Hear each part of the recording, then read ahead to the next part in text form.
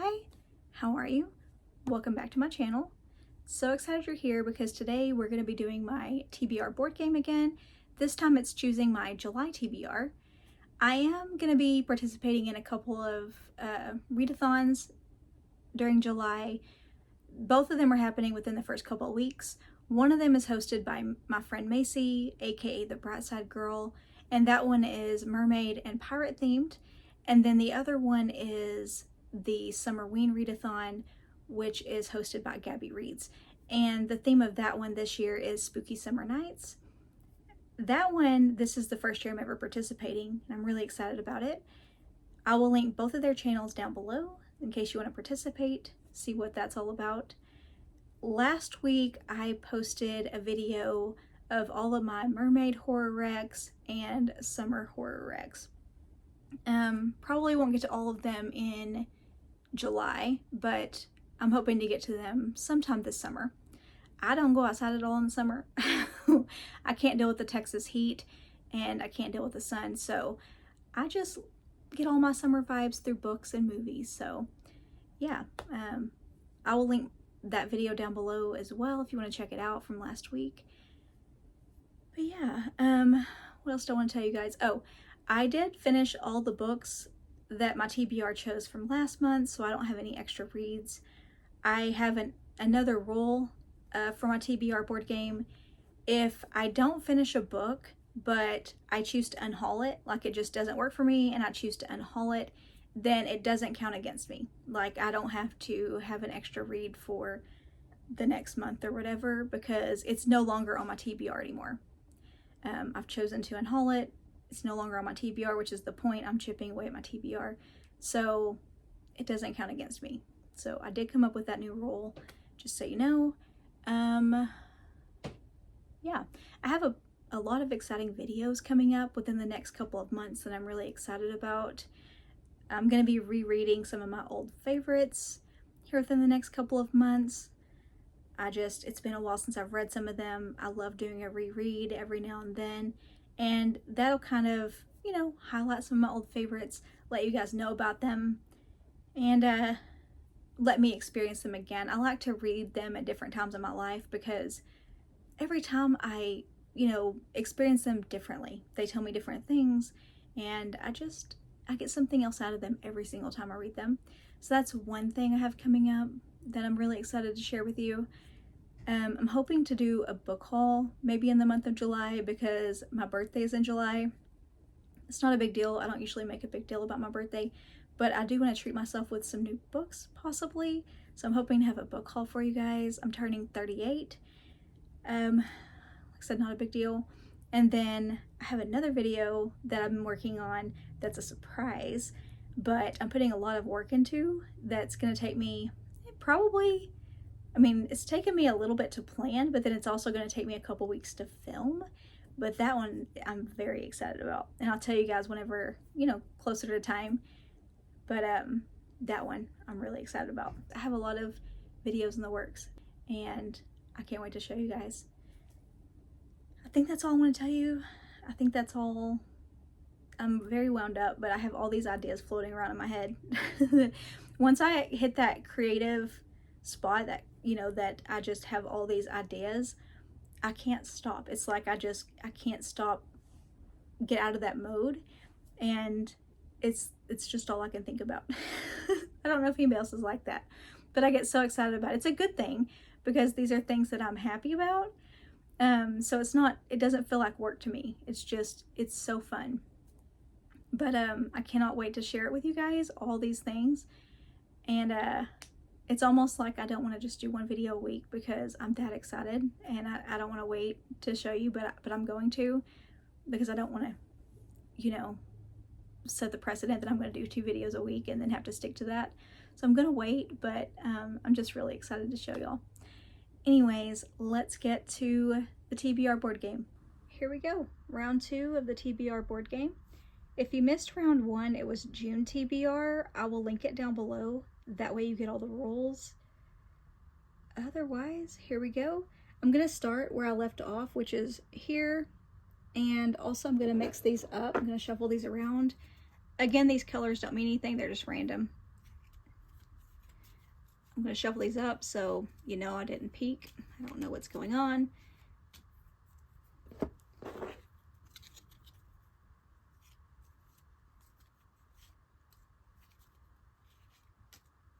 All right. And let's do our first roll. We'll have 5. Well, 5. And this is a one-way here, so I have to go this way. 1, 2, 3, 4, 5, which is horror thriller. And we'll choose a prompt, which is the lowest rated horror thriller on my shelf. Yikes. Oh man, the TBR game was not nice to me on this one. Really, I think this one should have been a challenge card and not, I don't know what the hell I was thinking making this a prompt card and not a challenge card, but it's too late to change it now because I have to stick to it. The lowest rated, I had to go to Goodreads for this one. I have to stop buying things for the cover because the TBR game is going to make me regret that. But you know, it looks really cool on the shelf because it has this eye on it. And I thought that's going to look so freaking cool for book stacks on Instagram. And it's going to look so cool on the shelf. You know, it looks cool here. But yeah, this one got me. A People's History of the Vampire Uprising by Raymond A. Villarreal, I think is how you pronounce that. I don't really know. The synopsis is very long and I'm not going to bore you with it. I'm only going to read the top part. And it says, in this ambitious and wildly original debut, part social political satire, part international mystery, a new virus turns people into something a bit more than human, upending society as we know it. I'll tell you more about it when I actually read it, and I'll tell you in my own words to where you're not having to listen to that whole long synopsis. But yeah, hopefully this one surprises me, and the rating, maybe I like it more. I've had some where the rating was low and I ended up loving it, like I was the unpopular opinion where I ended up loving it. Maybe this is one of those. That would be cool. It'd be a nice surprise. You just never know. On to our second roll. 11. 1, 2, 3, 4, 5, 6, 7, 8, 9, 10, 11. Double prompt. Ooh. So our first prompt is nature on the cover. And our second prompt is highest rated. So the highest rated book with nature on the cover. That is horror thriller. All right, my double prompt. Highest rated with nature on the cover. I had to go to Goodreads for this one too. It took me a little bit to find it, but that's okay. Nature, we have the moon, we have trees, I mean more like branches, but it's trees. And then we have these plants and flowers down here. So this is a Twisted Retreat edition. I think it's really pretty. Pops of red, I think that's really nice. I'll give you the whole tour of this thing. You know I have to. And then we have the edges. I think this one's really pretty. Have the moon phases there. I'll take the dust jacket off, you know, so I can show you the whole thing here. We have foiling. There's the back. And then we have a map. Salem. So this one is set in Salem, which I love. It's one of those places I would love to visit sometime. Not with kids. And not during Halloween because I can't handle crowds like at all. And I'll tell you what it's about. Seeing ghosts and coming from a long line of murderous witches has made life less than sunshine and rainbows for Vienna Roots. When she inherits the family's haunted house, she decides flipping the rundown dump for cash is the smartest move, but the ghosts that haunt her have a different plan. After encountering the spirit of a missing local witch, Vienna finds herself drawn into the mystery of who murdered the girl, and her meddling draws the attention of the oldest coven in Salem. When they make an offer on the house, Vienna hesitates, cutting ties with the demon who possesses her home and the transgender outcast witch who may just be the best friend she never knew she wanted isn't so simple. The tainted legacy of the witches before her was why she ran 10 years ago. But this time, Vienna is ready to prove that the past doesn't define her. Okay, we have ghosts, Salem setting, witches, haunted house, demon. This has everything. Has anybody read this? I'm curious. I've had this for a while. I've been meaning to read it. It sounds really good. Okay, our third roll. 9. 1, 2, 3, 4, 5, 6, 7, 8, 9. Yellow. So the yellow is vampires. The prompt is female author. So a vampires book with a female author. For this one, I chose Woman Eating by Claire Coda. The back is short and sweet. It just says, a young mixed-race vampire must find a way to balance her deep-seated desire to live among humans with her incessant hunger in this stunning debut novel from a writer to watch. You probably saw this in a book haul a while back. Sounds really good. We have our fourth roll. 8. We could go either way here. So it would land on purple, which is haunting. Ooh, I think I'm going to go here, which is unhinged female. That's what I'm in the mood for. 1, 2, 3, 4, 5, 6, 7, 8. Unhinged female. And the prompt is green on the cover. Let's see what we could find. For this one, I chose Death in Her Hands by Otessa Moshfegh.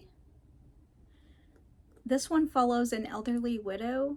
She's walking in the woods one day and she comes across this note. And the note just says, her name was Magda. Nobody will ever know who killed her. It wasn't me. Here is her dead body.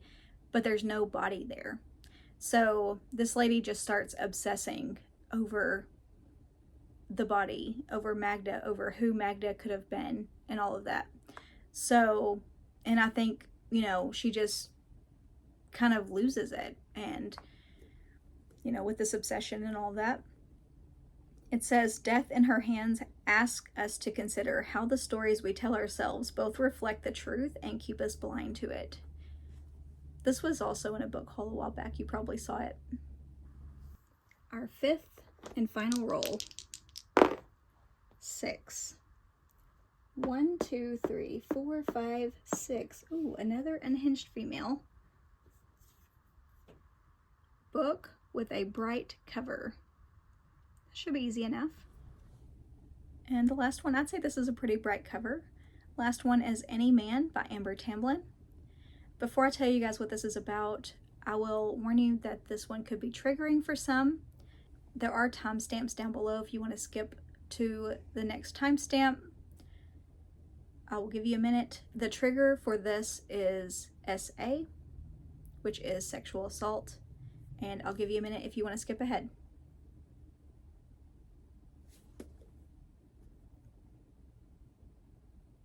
Okay, hopefully I gave you guys enough time. In this electric and provocative debut novel, Amber Tamblyn blends genres of poetry and prose with elements of suspense to give shape to the shocking narratives of victims of sexual violence and maps the destructive ways in which society perpetuates rape culture. A violent serial rapist who goes by the name Maud is on the loose. She hunts for men at bars and online.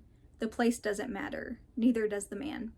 Her victims then must grapple with the aftermath of their assault. Doubts from the police, feelings of shame and alienation from their friends and family, and the haunting of a horrible woman who becomes the phantom on which society projects its greatest fears, fascinations, and even misogyny. All the while, the police are without leads, and the media hounds the victims, publicly dissecting the details of their attack. As the years pass, these men learn to heal by banding together and finding a space to raise their voices. Told in alternating viewpoints, signature to each voice and experience of the victim, these pages crackle with emotion ranging from horror to breathtaking empathy. As bold as it is timely, Any Man is a tribute to those who have lived through the nightmare of sexual assault and asserts how the power of speaking out can change not only the life of survivors, but so too the world around them. I've heard this is really good. I've heard it's powerful and poetic. So I have been wanting to read this forever. And this was the perfect prompt for that. Yep, those are all the books. Inadvertently, I've created like a Christmas look here with the red and green, but that was unintentional. But yeah, those are the books. Like I said, I have a couple readathons, so these aren't the only books that I'll be reading. Not putting too much pressure, it's not a big deal. But yeah, I'll read what I can and go from there. Next week will be my June reading wrap up. I will see you next Friday. Bye for now.